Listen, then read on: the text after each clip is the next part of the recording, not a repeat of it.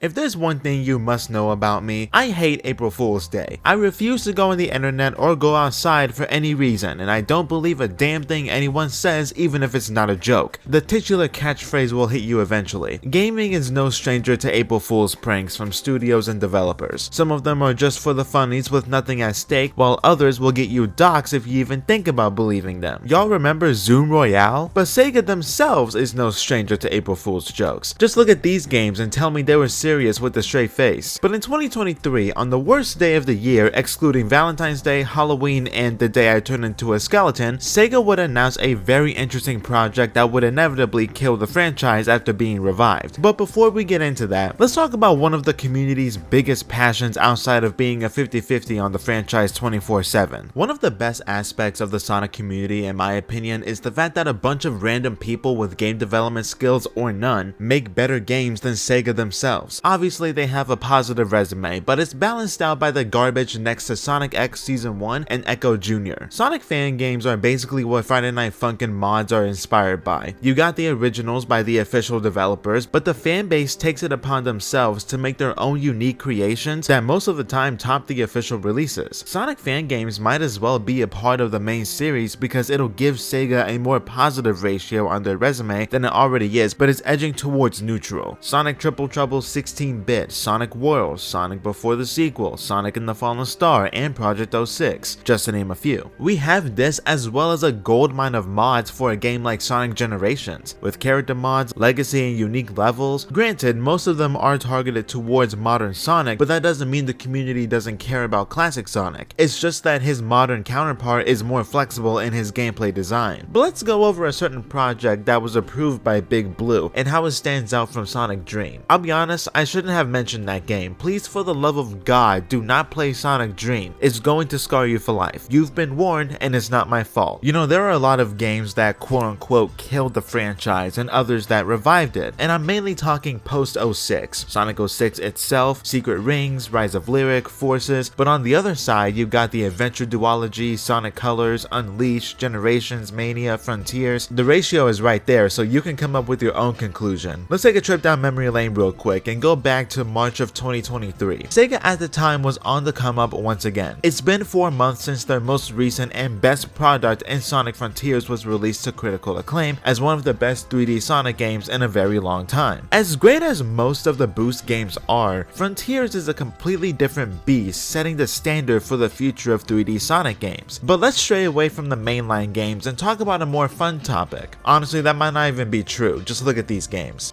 Shall I say more? The day is March 31st. Sega dropped a surprise trailer that confused pretty much everyone, including myself, and we are introduced to the murder of Sonic the Hedgehog. Holy fuck.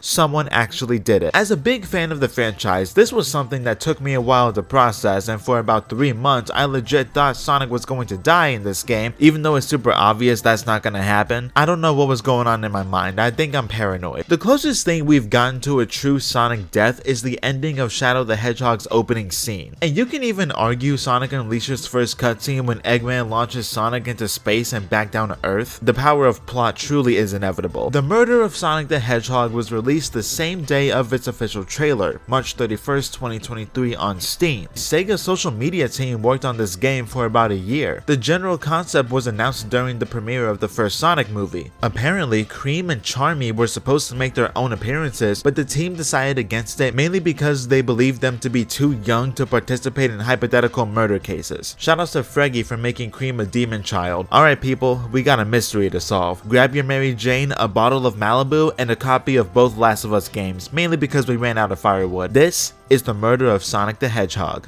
Alright, I'm gonna go really deep into this story. This is the type of game where you have to choose how you want to talk about the story. Either you spoil everything or you try to explain it as if it's a Scooby-Doo episode. So if you haven't played Sonic Murder and you want to figure out who did what, this is your spoiler warning. If you don't want to hear me ramble on about story, I'll see you around here. I'm not holding anything back, we're going from beginning to end. So let's do this. Our story starts off with an introduction to the main character. Apparently I've been isekai to the world of Sonic fan games and was transformed into a Sonic OC. Do what you will, this is only temporary and I had no control over my design. So we work on a train known as the Mirage Express with the greatest conductor of all time. The conductor announces to us that this will be his last ride as he's finally ready for retirement after 32 years. And what a way to begin life without working than heading off on vacation to Spagonia. I would enjoy life so much more if Sonic Unleash's worlds were real, but I guess I have to deal with Vegas, Detroit, and the secret hell of America, Oakland. The conductor gives us the general rundown of the game plan for the day. We are hosting a murder mystery party for a special someone's birthday. What a way to end your career. After a bit, we soon get introduced to our group, and won't you look at that, it's our favorite group of heroes and somewhat anti-heroes. I love these designs. Each character is playing a certain role and they are dressed up to the nines to fit said role. They all look so good. The drip is insane. We get some quick introductions to our cast of characters, and after some time, Amy goes on to explain how this murder mystery will go down, and the conductor leaves us to deal with these buffoons all by ourselves. I'm not gonna lie, I'm terrified. So the general idea is your average murder mystery. One murderer and everyone else are suspects. No one knows who the murderer is except the killer themselves. Each character starts in a specific train car. Everyone collects evidence, interrogate if necessary, and figure out who the murderer is. So after everyone heads to their station train cars, the mystery begins. We start off our epic mystery with Amy and Tails, but it's not all hunky-dory as the train starts moving but way faster than it should. We get knocked out and dragged into the closet in the back of the dining car. This is where we're introduced to the mystery gameplay. Amy is acting a little weird since we woke up. We work with Tails to figure out what she's hiding. We take a look around, investigate items that are highlighted, as well as talking to Amy herself. Then once we gather enough evidence, we interrogate her. This leads to one of the most absurd yet one of the more interesting aspects of any Sonic fan game because of how unique it is. When Amy doesn't budge while we interrogate her, our protagonist nearly folds, but luckily Tails has a solution for whenever he's stuck. The question of the day: what would Sonic do?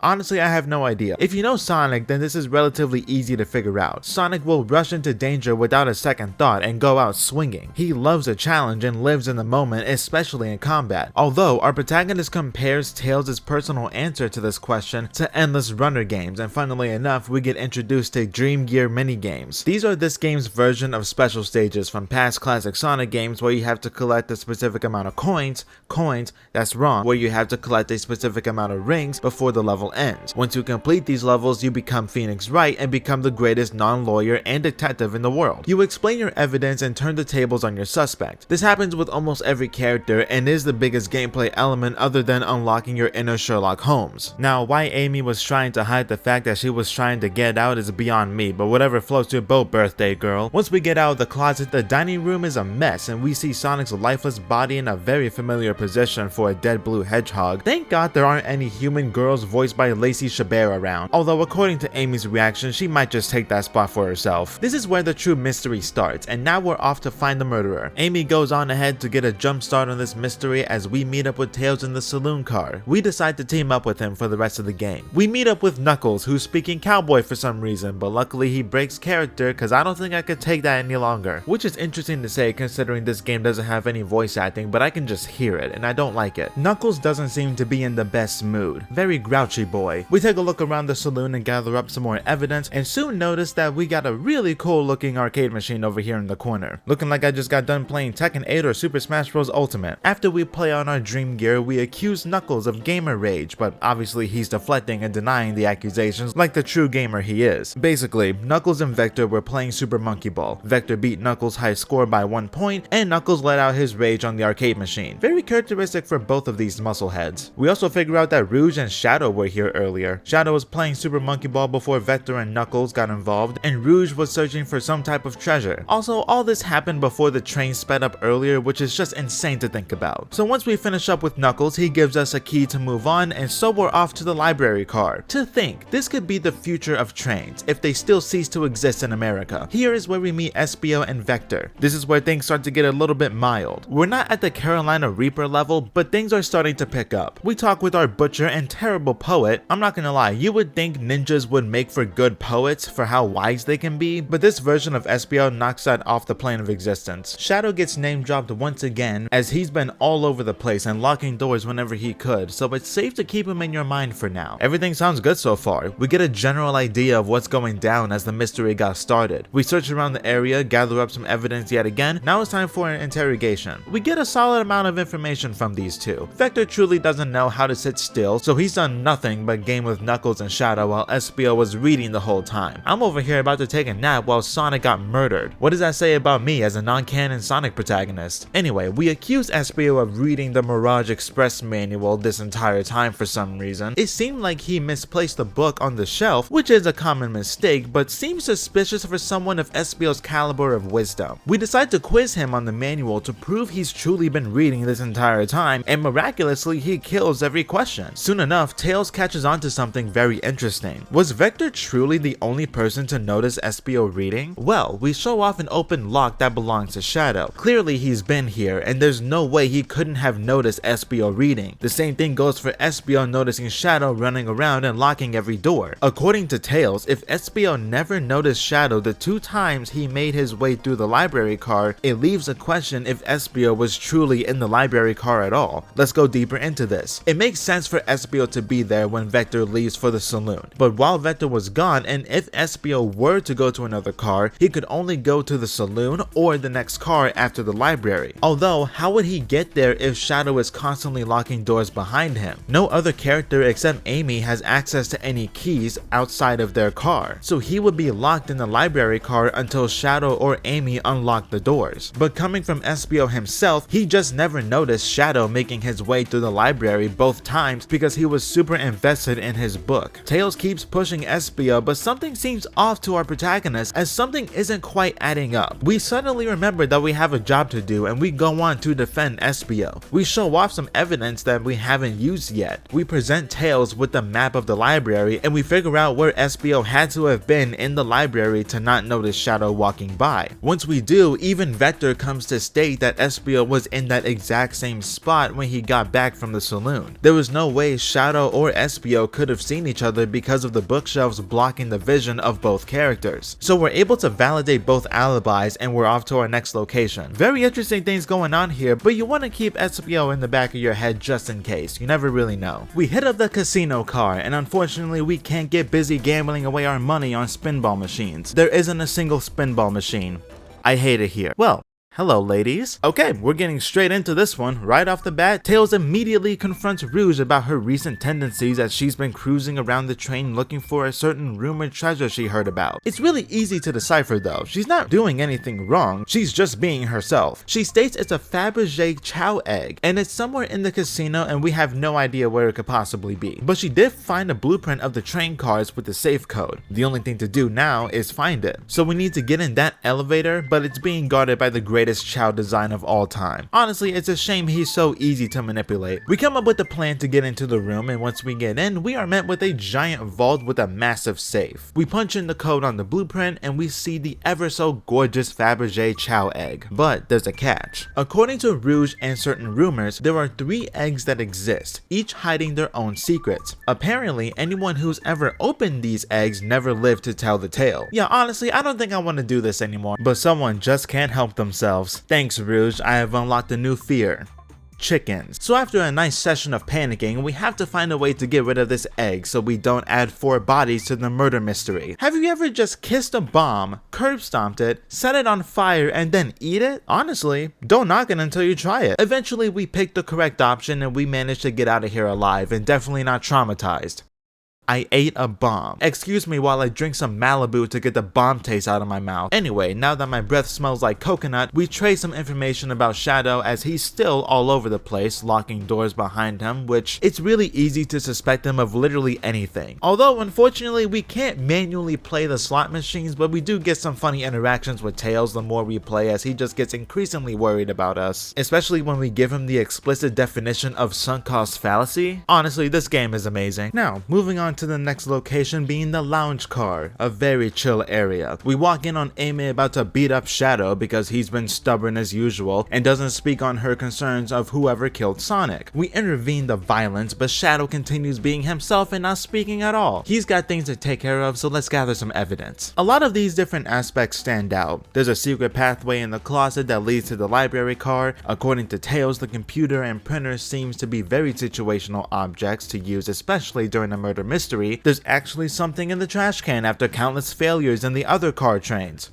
I really just said that. There's actually something in the trash can after countless failures in the other train cars. The big chow band are the goats, and the chandelier is a chaos emerald. There's also a keyring above the printer, but honestly, who cares about a fucking keyring? These are obviously Shadows, but why are there only 2 keys? Locksmith have key rings that look like this 24/7, so I think it's worth questioning. We talk with Amy and try to trade information, but she's very stubborn as the journalist and keeps the information she's been gathering to herself. But she'll spill the tea eventually. Let's interrogate Shadow. Well, that didn't last long. Amy gives us her hot, spicy scoop. She mentions the conductor car, which is the next car after the lounge. The conductor's car is where Sonic was stationed at the beginning of the mystery. Amy believes that Shadow was locking every door behind him every chance he got so he could keep Sonic trapped in the conductor's car. Tails hits her with a counter argument, asking if Sonic was trapped in the front of the entire train, how did he end up dead in the dining car? We mentioned the hidden passage in the closet that takes you to the library car. Amy goes on and full on accuses Shadow of murdering Sonic outright, but it comes off as a weak theory because she has no evidence to back her up, and her hot scoop isn't viable. Although with this argument of Shadow using the secret passage, there is a big flaw. If Shadow killed Sonic and took the secret passage to the library, he would have passed through Espio in the library, Knuckles, Rouge, and Vector in the saloon while dragging Sonic's dead body. There's no way not a single person would notice and just go on about their time on the train. Let's go back real quick and take a look at the map of the library. I think it's safe to assume that if Shadow took the secret passage and Espio was in the same area as he claimed earlier, Shadow most likely exits the secret passage here, which is closest to the door that leads to the saloon, so Espio wouldn't notice him regardless because the bookshelf is blocking his vision. But he would still have to walk past Rouge, Knuckles, and Vector in the saloon. But Shadow states that when he went back through the library after playing Super Monkey Ball, Espio wasn't in the library. Amy doesn't believe him, and he soon claims that he wanted to give Espio a key, and this leads us to question him why he was giving everyone keys.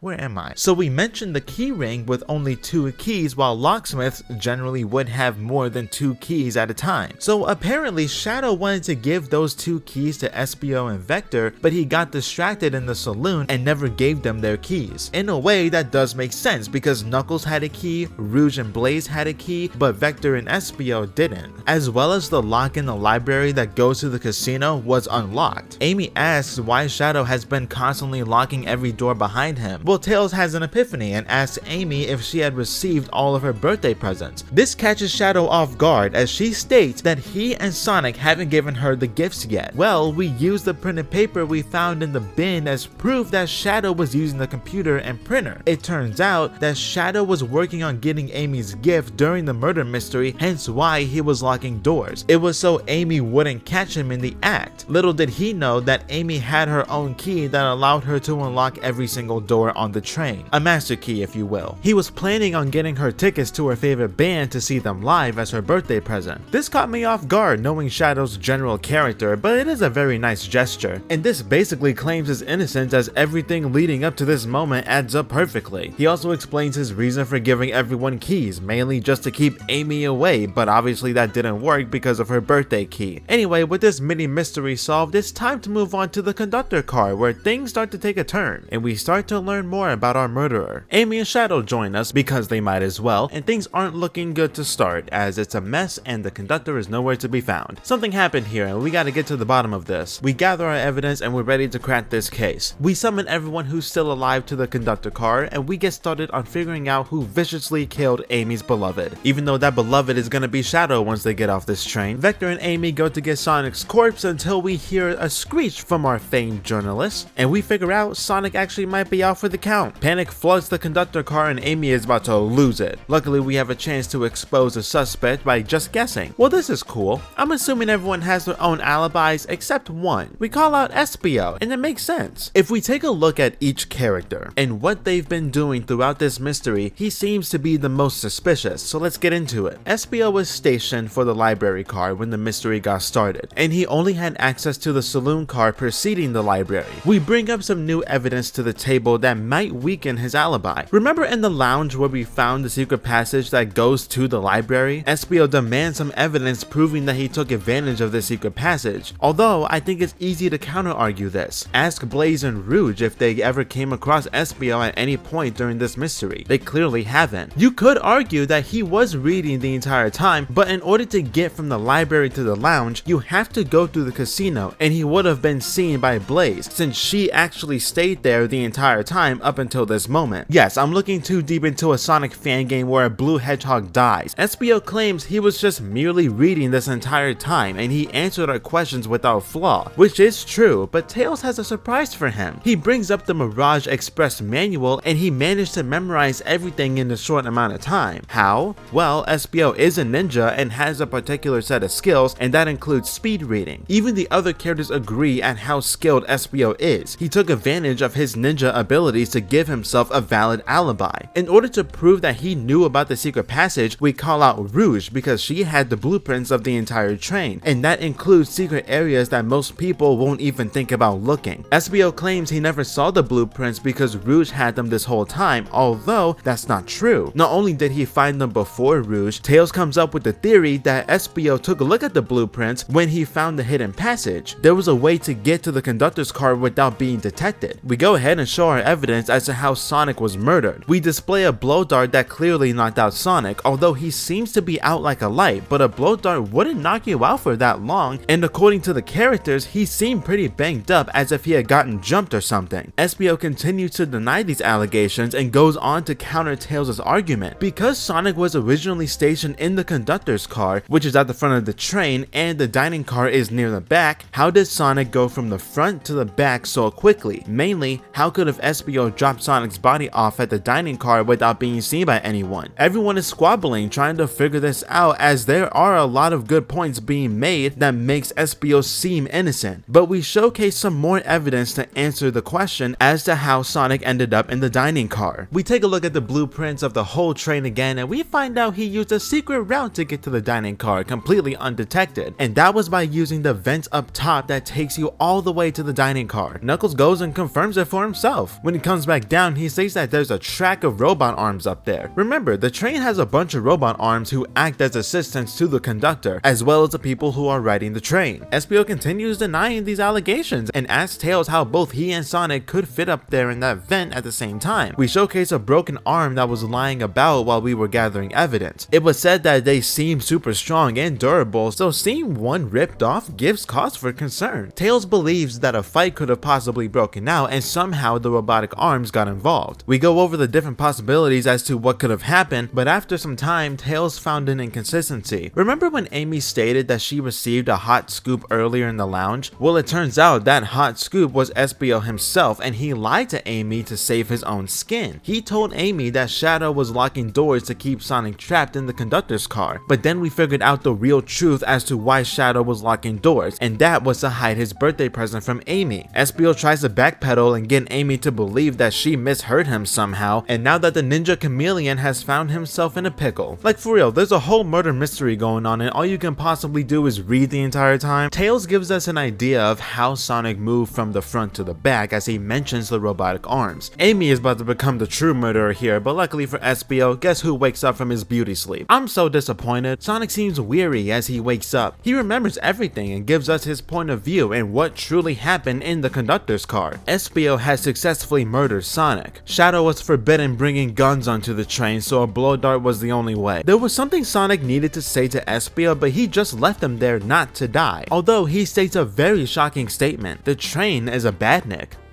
Holy shit, apparently this train was built by Eggman and all Sonic needed to know what the main power source is, and shocker, it's a cute little animal doing all the work keeping the train going. Smells like eggs and for some reason has a mustache. Sonic continues his story. He got caught by the arms and pinned down while one of the other arms basically kidnapped the conductor. Unfortunately, SBO has bad timing and can't seem to read the room despite being a ninja, although there's a sign that pops up that specifically states to use the blow dart on Sonic. That's oddly specific for a staff member to write down. Apparently, SBO was given the blow dart and followed the instructions to a T. Now we have to figure out who's behind these robot arms being extra aggressive. Originally, it seems like the train is sentient, which is absolutely terrifying, and thank God I haven't been on a train in 15 years. The lights go red and we see the conductor tied up, and my god, I can only imagine the time frame of how long he's been up there. The robotic arm that's apparently the entire train is holding him hostage. The train states that we're being transported to Eggman's base. The robotic arms grabbed us and took us all the way back to the dining hall. We try to figure things out with Sonic until Eggman shows his face. Apparently he had no clue this would happen, but clearly isn't surprised considering everyone's got their back to the wall and he's having us delivered to him. We gotta find a way to stop this damn thing, and to think it conjured up the sole idea to knock out Sonic without Eggman giving that order.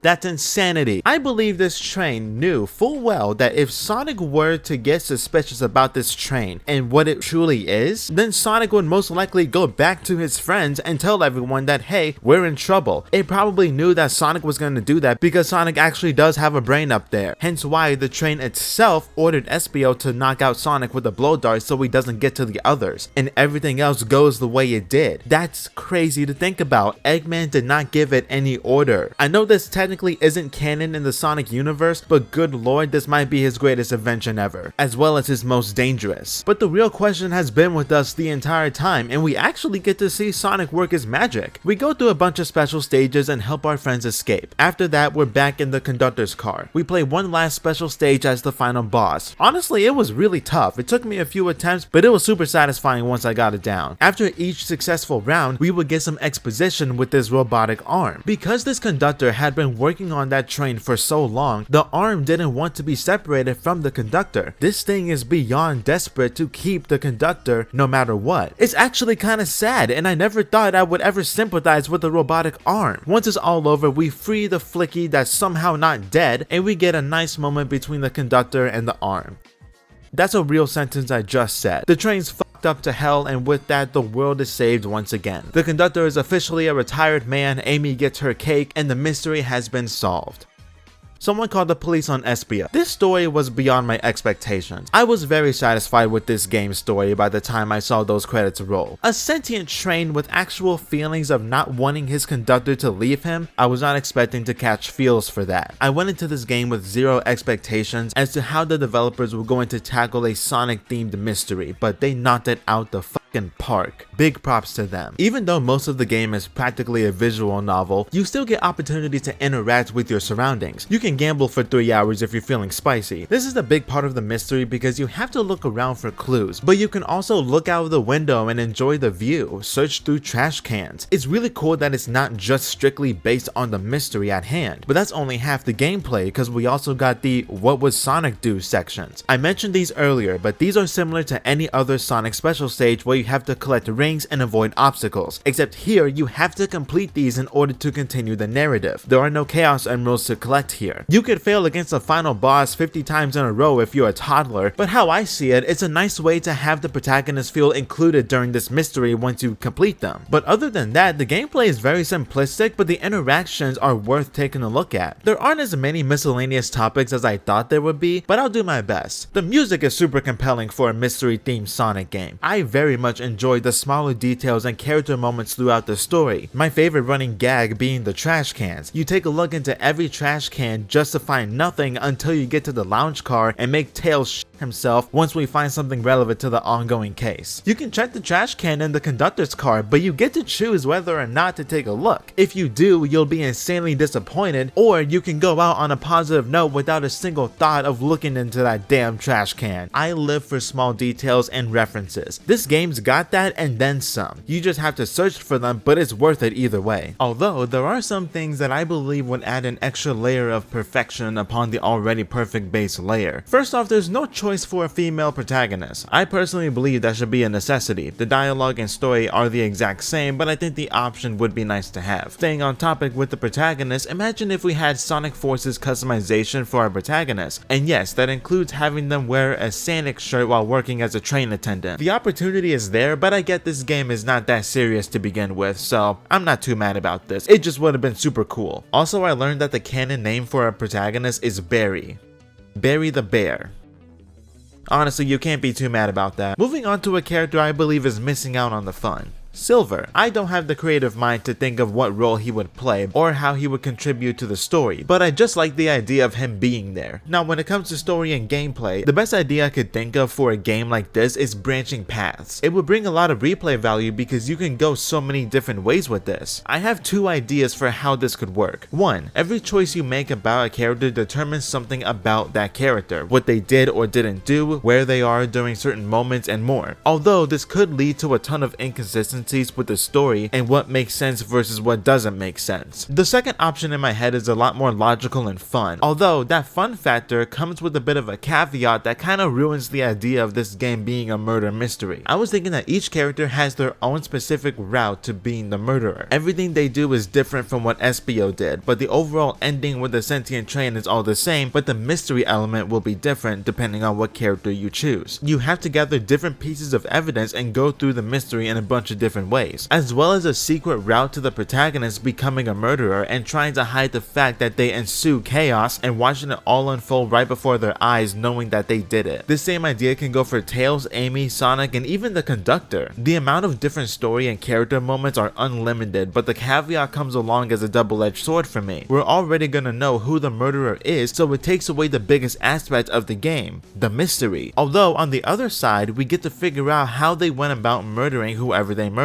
Sonic won't always be the one looking like a dead Baldur's Gate 3 NPC I stuffed in this box, but it won't be obvious either. For example, if Vector was the murderer, he kills Espio. No, that's too easy. That motherfucker killed our dual-tailed detective. In the famous words of Jared Reddick from Bowling for Soup, endless possibility, except it's plural. I would happily claim this as the greatest April Fool's game and prank of all time. I went into this game completely blind with zero expectations other than your average mystery, but I was genuinely surprised at the final product. It's a beautiful piece of work, and you can tell the team behind this game thought of nearly everything. I'm gonna be real with you, the general idea of Sonic dying on a train during Amy's birthday is both gruesome yet hilarious, because how can you look at this and not fucking laugh?